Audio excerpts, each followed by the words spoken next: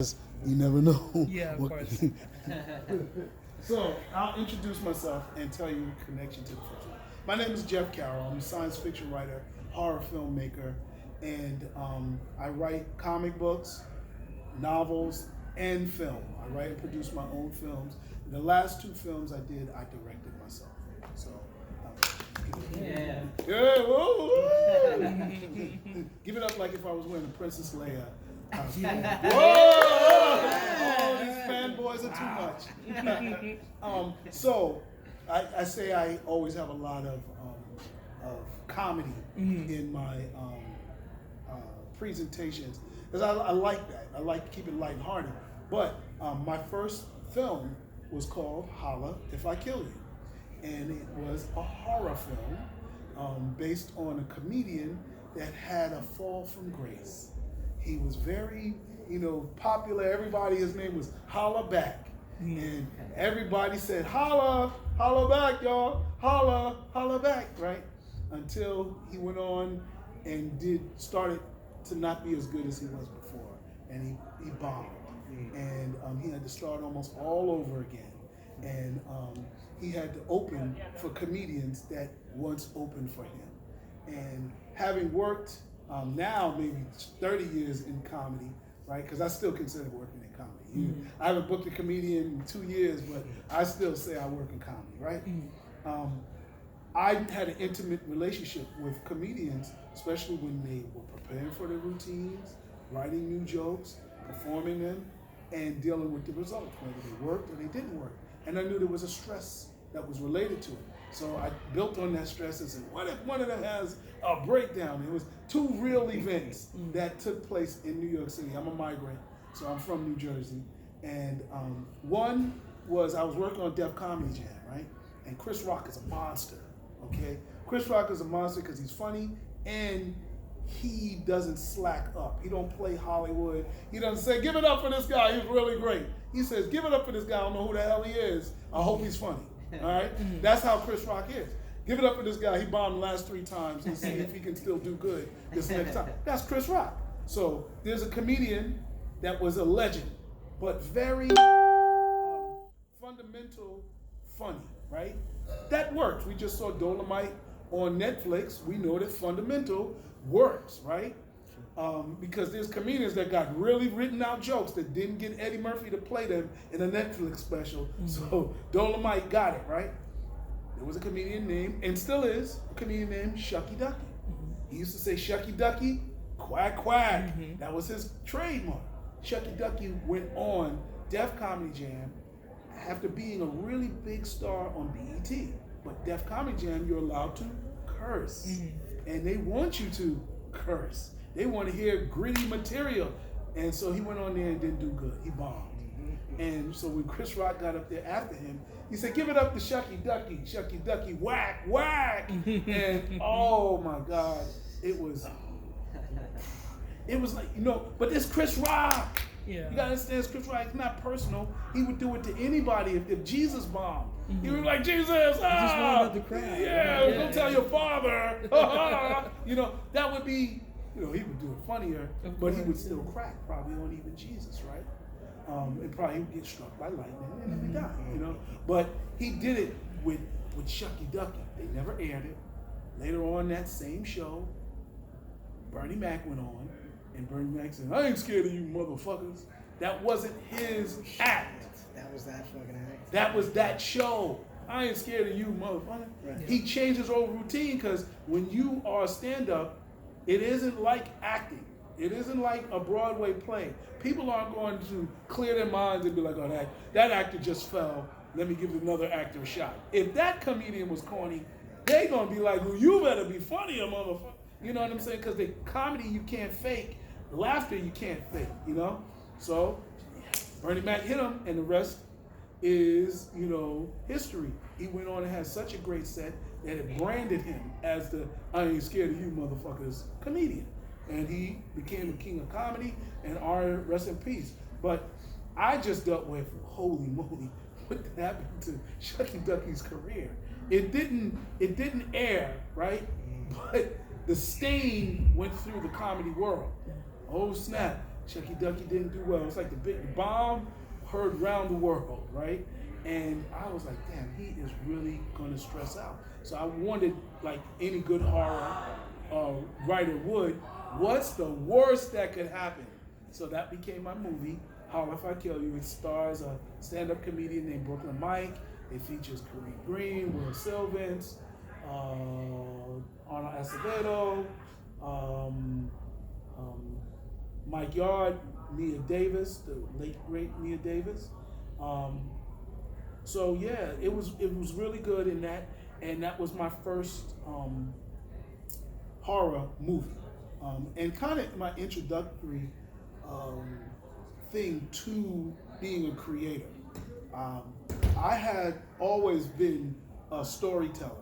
My cousin and I used to love telling movies to people that hadn't seen them. You know, it's like, oh, you know, we used to go to 42nd Street and be like, oh, let me tell you about this movie. I don't know how accurate we were, but we were very entertaining. So I kind of had it in me from there. And then I went on and I made another movie, my second movie called Gold Digger Killer. And at the time, the star of the film was not a comedian. Her name is Shatara Curry, and she's a very popular stand-up comedian now. It's all over. She in probably LA now, doing some stuff. But at the time, she wasn't. And in writing that, I released a lot of frustration. I am a quote-unquote good guy, right? I never cheated on any of my girlfriends, and hopefully it didn't break anybody's heart, but if I did, I'm surprised that they would let their heart get broken over me. Like, really? You're upset? Most of the girls are running and be like, yes, I broke up with Jeff. That's horrible. Don't laugh. Okay, so anyway, I had always had to deal with jaded women, scorned women. Why are you worried about who checking on my cell phone? Because my last dude cheated on me. I'm like, damn these last dudes, you know, and a lot of them were my friends, and I'm like, damn dudes, I respect it, but break up with the chicks, you know what I'm saying? Stop doing that, you disrespect. That's why you ain't got a father, you know what I'm saying? Because your father probably, you know, unless he died of natural causes, right, he probably didn't respect, you know, his marriage, you know what I'm saying? So this is the membership fee. So we'll get to that in a minute. Come on in, we're talking horror. If you're scared, that's actually good. So I decided to do something else. You know, I was a Christian for a large part of my life. Not anymore, unfortunately for Christians, because I'm good to have in your religion, but I'm not anymore. At the time that I was, you know, I learned that people don't do good because they get candy. Most of the time they do good things on earth because they're scared to go to hell. And I was like, what a powerful motivator. You understand what I'm saying? So I decided I can correct men by using fear. So I said, if I write a movie about a girl that goes Lorena Bobbitt, maybe it will scare men straight. It will work for maybe. Hopefully I did it to a couple of guys, right? You know, but you never can scare a criminal too much because they always gonna think they can outthink the law, right? So my story in Gold Digger Killer is about a girl who gets raped, right? You know, a lot of people joke on it. I've even heard comedians like Marvin Dixon make jokes about how they used to gangbang girls, right? They even got a, you know, quote unquote term gangbang. Make it sound like it's cool. It's rape, right? Mm-hmm. So this girl gets raped, and instead of going to Dr. Phil or Yana Van Zant to say, fix my life, you know, she goes and gets the guy's gun from his car and kills him and his friends. And then, because I'm a hater, she then decides to rid the world of misogyny. And she starts picking up men who are only after one thing, who are disrespectful even in their approach to women, and starts cutting off penises, shooting, and going crazy. That movie won more awards than I can name. I stopped applying for it because I didn't know. I was like, let me just release it. You know, we got a big distribution deal. I ended up making 2 comic books. This one comic book is called Imani the Killer, No Man's Slave. Same character from the movie, but in the comic book, she's like, I'm going to kill some slave owners. She goes and burns down the slave dungeon in Ghana. She takes out a pimp. She's doing marvelously wonderful things, full of hate. You know, this is book 2. In the first book, she's like, oh my God, I didn't know Dracula was such a misogynist. So she goes back to medieval times and kills Dracula. Then she takes out a serial killer. You know, I'm just releasing all of my fantasy, you know, and it was beautiful. I ended up writing the movie into a book. So the book was my first book that I wrote. And then I went and wrote 13 books from there. I ended up doing about 3 or 4 other comic strips, or short comics, 10-page shorts. And now they're all in my book, Horror Streets, the 2 issues of Imani and the 3 other comic strips that I did. Actually, I even took it a step further, and I have this. If anybody knows Tyler Perry, you want to tell him I said hello. I did a fan fiction. You can check it out. Yeah. I did a fan fiction comic strip, which is horror, right? And so now I'll give you like a long introduction to who I am. Maybe we get some questions. But I did this fan fiction because I loved Medea Boo, right? Not that I didn't like the other Medeas and Tyler Perry's other works. It's just that the Medea Boo group was funny to me. I went and saw it in Atlanta, Tyler Perry's home city, and the audience got every one of his jokes, and the laughter was contagious. And I was like, amazing, right? It was as funny as the Nutty Professor. Yeah. Like in that table scene where Eddie Murphy was just playing every character, I was like, Tyler Perry was just doing that same thing in the living room. It was amazing. And he only played 3 characters. So I decided he needed a comic book. Let's give Medea a comic book. So I came up with Medea's Paranormal Solutions. Because if you know anything about Medea, she's an old lady that loves to tell people and give people advice. The movies are nothing but a story, and at the end she gives a sermon, right? So I figured she would love to solve ghost mysteries. So I did Medea, Case of the Disappearing Collard Greens. And I definitely have no apologies that it has a Scooby-Doo feel. Yeah. Because I love Scooby-Doo and I like comedy, and I think it will work well for Tyler Perry. Now, do I own Medea? Hell no, right? Am I selling that? No, I'm giving it away, right? I do take donations, right? But I'm giving it away because it's a pitch, you know, it's a long shot. It also works to demonstrate my ability as a writer to think of ideas and to offer other creators opportunity to come out with products themselves, right? I also am a lover of horror. So it does something for horror because Medea did not have to do a Halloween show. And once he did that, he entered into the Jordan Peele conversation. Now you're doing a black horror.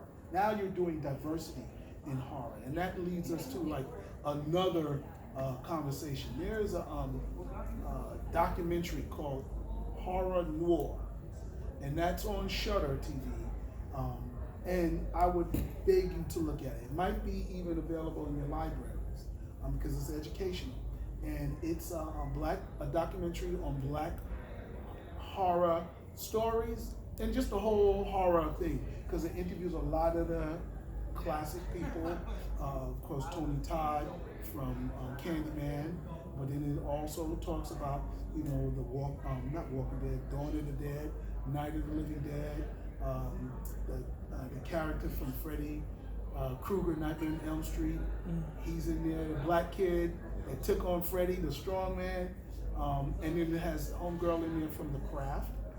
And they talk about, you know, how the trope of the black guy gets killed first in the horror movies. And as funny as it is to hear that, to think of a 90s and almost even up to now story where a black guy gets killed in the horror movie first is, you can count on both hands, the number of movies that have it more often than not, so much that it was almost predictable. So Tyler Perry entered that world of horror, and I'm excited. I don't know what he's going to do with it, but hopefully he will do something really exciting. So that's really it. Now, I also am a writer. Don't just do comic books. I do novels. I think I have some more in this one. Yeah. I do novels too.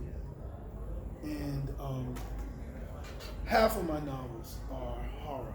So here, you can take these. I did, and I like to do something different with horror, or with my horror. As a person of color, Black, African American, my wife is Dominican, I accept that we have a different variation of horror than what is presented in the mainstream. Give you an example. Any of y'all familiar with African American, Latino culture? All right. When people die, where do they go? Or do you ever hear yourself say, or have you ever heard somebody say, grandma's protecting me now, or watching over me now?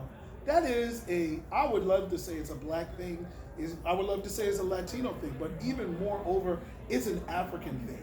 When our ancestors died, we consider them protecting us, right? So I know, I speak for Dominican culture, but I'll say probably even Latino culture as a general, is when grandma sees a door closed, she may not say, oh, run. She may just say, oh, that's the spirit. That's the energy. That's whatever. My father and mother are from the South. They would be like, oh, that's your uncle. They would even know who it was. You know what I'm saying? Now, in the Western culture, following H.P. Lovecraft, if a light flickers, they're like, holy shit, let's get out of here. That's the devil, right? Because the dead is what? Bad. The dead is evil. And I say H.P. Lovecraft because nobody knew what the dead was. He popularized it for being dead, bad, necromancers and all that. And it permeates their culture to a point where it doesn't do it with other cultures. If you watch Japanese horror, many times it's scorned spirits. They got to give you something other than it just being dead. In American culture, it came back to life, run. We don't know, we haven't asked it any questions. Just because it's a ghost, it is bad. And I decided that is not the way I wanted to write. So I wrote a story called It Happened on Negro Mountain. And it's a ghost story. It's a haunted house story. But unless you're a bad person, you shouldn't be scared. Because Negro Mountain, in my legend, is a place where bad things happen to bad people. It's a real place. I wouldn't use the N-word loosely, because that's taboo. I have few white people say, can I read this book? I was like, yeah, but don't enjoy it. And don't run around telling the people the name of it. I read The Nigger Mountain. Okay, lady, that's not the title. But there's a place in Western Maryland, right where the Mason-Dixon line used to be. The Mason-Dixon line marked the south and the north line, and it moved actually 3 times. But for Africans that were in slavery, that line meant freedom, right? If you got to cross the Mason-Dixon line, oh, it's over. Cross go and get $20, $200, or whatever it is. If you saw the movie Harriet, that was all she did, was bring people across the line, right? So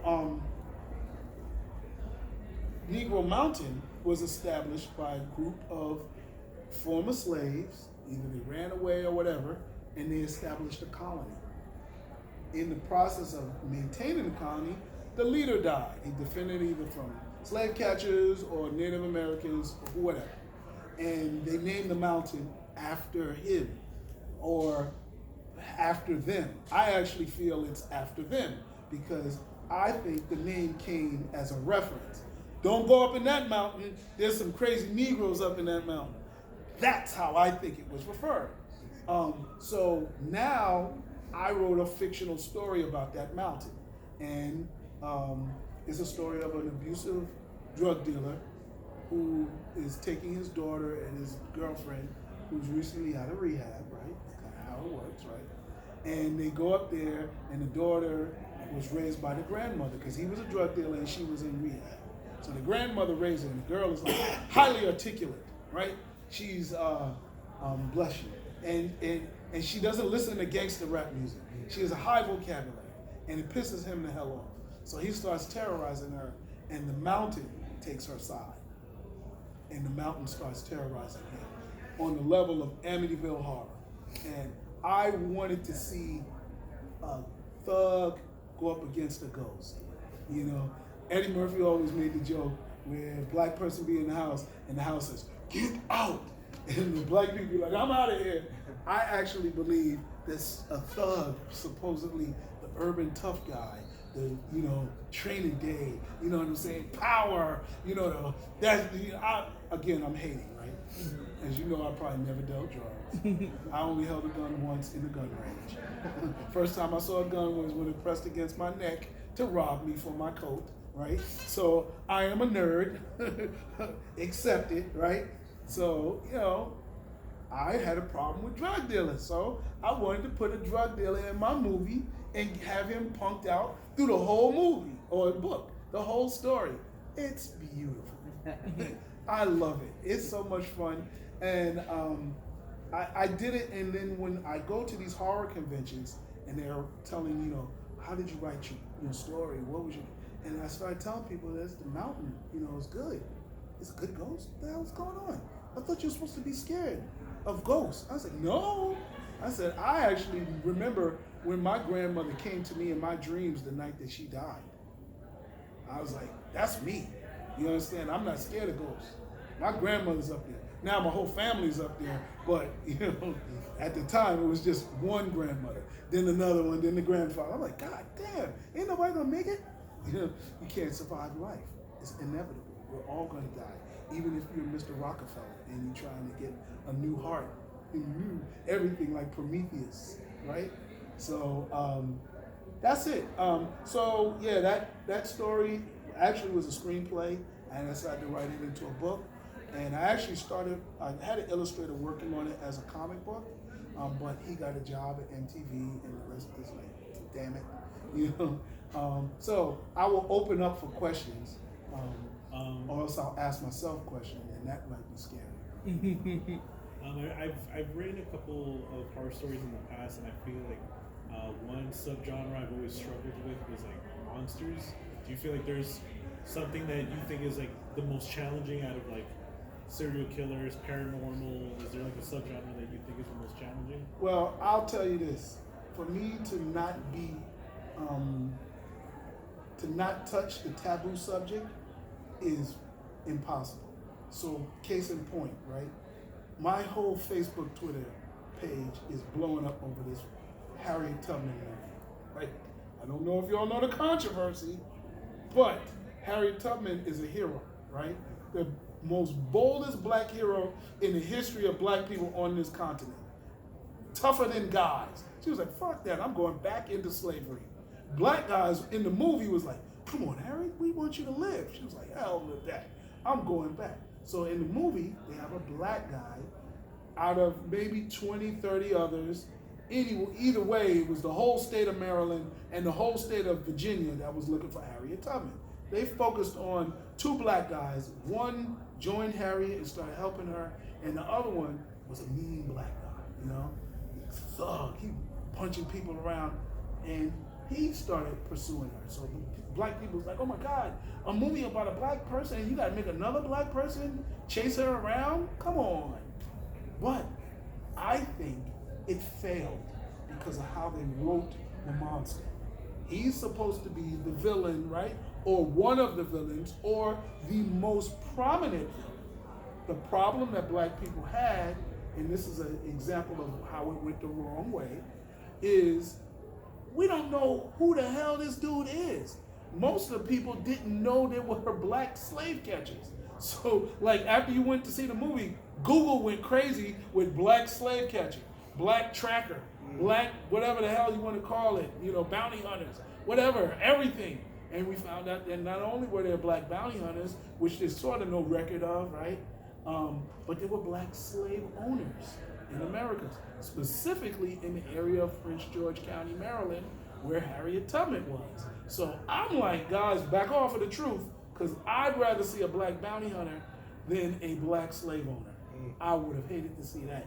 I don't want to see that anymore. So how do I write taboo subjects? Everything. I approach it, I don't know what the hell I'm doing with everything. And I study what other people have done. Don't always study books. The mechanics are in there, but I want to see how it works in society. So you get the mechanics, is like almost reading the code, like in Matrix. If you know how to do any coding, yeah, you learn the coding, but you also want to see how the effective the program is, how effective, we're at a gamer convention, how effective the game is played. So I study monsters in popular culture. I have yet to write a monster like Godzilla. I personally believe, as a Godzilla fan, somebody who watched it from childhood, that the Western culture had it wrong. Godzilla isn't a monster. He's a monster to the other monsters, but to the people of Tokyo or humanity, he's a savior. And that's why the Matthew Broderick Godzilla is very hard to watch. It's cinematically powerful. Those ripples in the ocean, the special effects. But then when you get to the story, you're like, they're trying to kill him. I'm sorry, people. Hello, how you doing? We're looking for a different one. I'm sorry. That's okay. No problem. We'll say hello. We need about 8 people in, or 6, whatever. But yes, so I personally feel they got that wrong. I think monster is a very ambiguous term. I think it's more misused than used. What's the first and the oldest monster in horror? Frankenstein's monster. Was Frankenstein's monster a really monster? Or was he a pitiful lab experiment? You understand? Who was the bad person in that story? Frankenstein. You understand? So I think monsters get a bad rap from the first monster movie. Even though I love Frankenstein, I was scared of Frankenstein. I was even more scared of his bride than Frankenstein himself. You know what I'm saying? But it was scary. What was Frankenstein? A zombie. He was a zombie. He was necromanced by a Benjamin Franklin type doctor and brought back to life. So is the back to your question, because I'm just answering long answers because there's nobody on the panel with me, so it's a Jeff Carroll show. But I study all of that, right? And as much as I would say I am original, I'm very original if you look at the end product. But my inspirations are countless. I've got inspirations for each scene. You understand? Characters' names are inspired by other characters' names. Mostly because I want to avoid copying somebody. Because I want to know who's done what, so I cannot do that. But I also want to have similar success. So my story might be something from somewhere else, a twisted version of it. It's almost like sampling. You ever seen how recording artists sample, and when they outlawed sampling, they would redo the music? They wouldn't do like, that drum chord is only that drum chord on that track, with that sound, with that pitch. If you distort it anyway, guess what? You created a new sound. But the listeners, we still hear the same rhythm. It's just a different octave. Now if you continue to copy them the whole way, now you might run into copyright infringement. But just to take a little hook and you change it, you've created a new sound. So that's the way I approach creating monsters, is I really look at what scares people. One of the downsides personally for me in writing horror is nightmares. I get scared of a lot of things. I am not impenetrable, okay?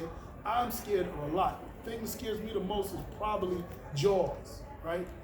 Am I scared of Jaws now? Hell no. If I walk through the parking lot, no. If I go to the bathroom, no. Drop me off a cruise ship in the middle of the ocean, I might jump out of the water and back into the ship, because guess what I'm scared of? Jaws. Okay? So understanding fear is important. What are monsters, right? So it's not really taboo. Now, to take another answer to your question, what is the hardest thing for me to write?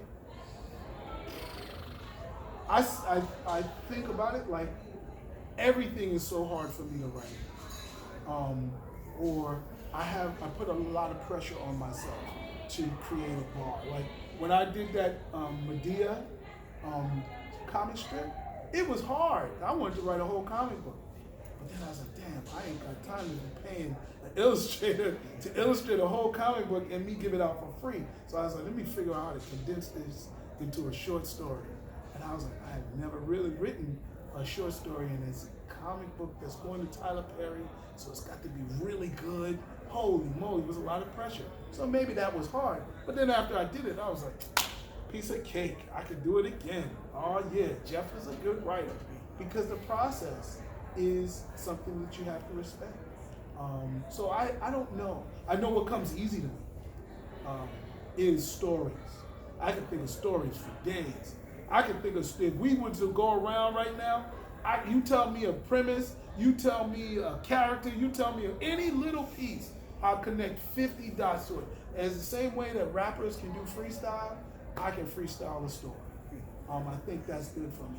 Everything else, crafting it, working it, it takes time, especially story arcs. Sometimes I have to do timelines. Like my comic books, I sketch them out in stick figures, and then I write the script. I don't know, I'm just visual like that, and that kind of works for me. So I don't know. Any other questions? How do you come up with your endings? Because ending a story is sometimes pretty hard. Well, let's tell you this. Sometimes endings come. Sometimes they don't.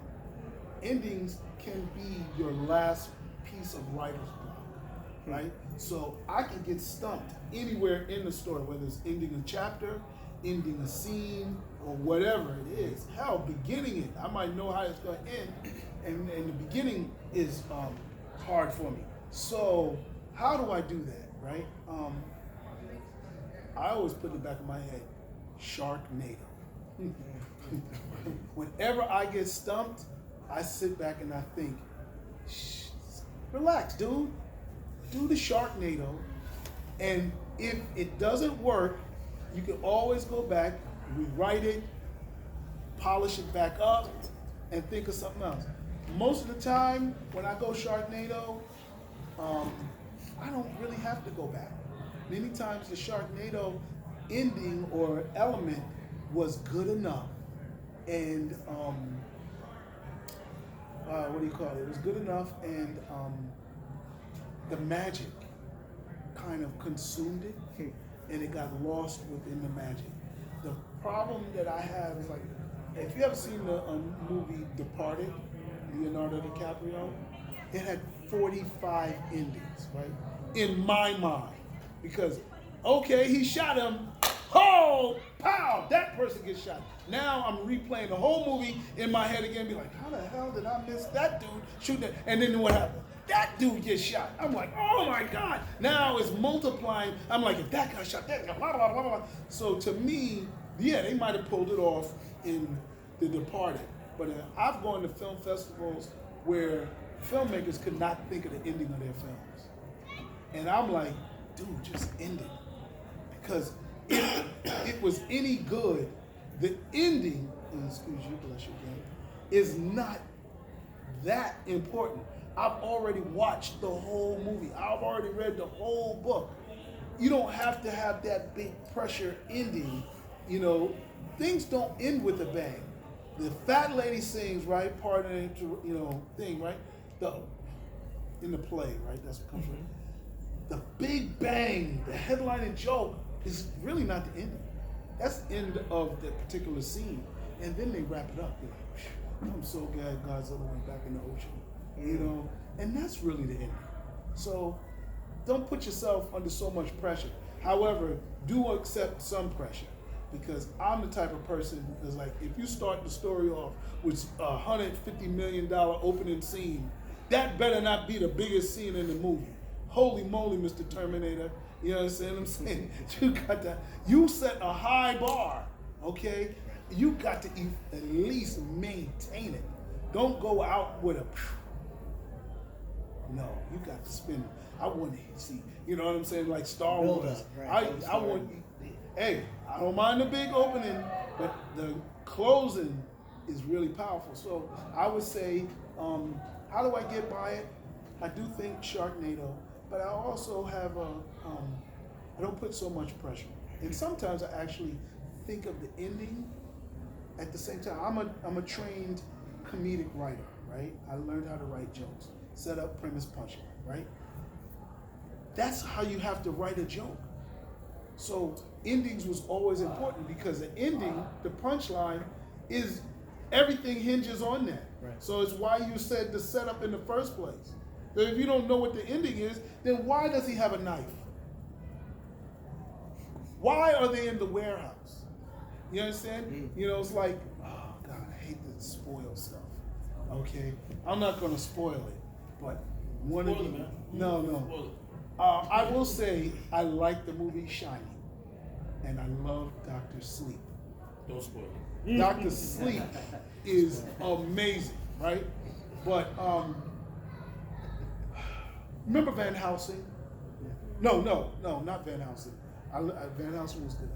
Remember League of Extraordinary Gentlemen? Sean Connery. Better example, right? Sean Connery, beautiful. All right. The end, the dude takes the Dr. Jekyll potion, and what does he do? Now we know how much of that potion you're supposed to take. Yeah, just a little bit. Not. Don't get carried away. You get carried away, then what happens? I don't know, but something better happen, right? If you drink that much potion, you're supposed to go like 6,000 Dr. Jekylls, right? Or 6,000 Mr. Hydes, whatever the one it is, right? I can't figure out which one the monster is. But yes, so to me, that should be your payoff. You understand what I'm saying? So if you're going to go that far, give me a payoff. Don't just have it be, you know, he's just a little bit bigger than the other monster. No, he got to be. He drank like 8 gallons of the damn punch, and it went all over his face. Something different should be happening, you know? So to me, logic, you know, give it off. Another question, anybody else got to do? Yes. So what type of writer do you consider yourself? Let me pass these out, because you guys came late. Yeah.